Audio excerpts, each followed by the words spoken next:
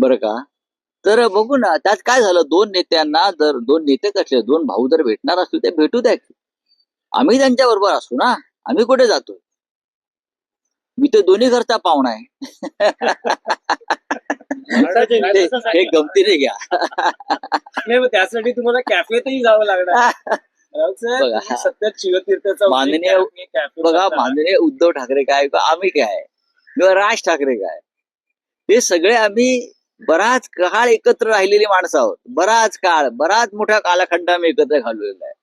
राज ठाकरे यांचे वडील जे आहेत माननीय श्रीकांत ठाकरे संगीतकार, त्यांच्यानी माझं तर अत्यंत जिव्हाळ्याचं नातं आहे. सगळ्यांशीच नातं आहे ना. राजकारणामुळे मार्ग वेगळे झाले तरी पण भावनेचा ओलावा असतो आणि तो असायला काहीच हरकत नाही. आम्ही राजकीय दृष्ट्या किती भांडत राहिलो, शरद पवारांशी भांडत राहिलो, पण ओलावा राहिला आजही आहे.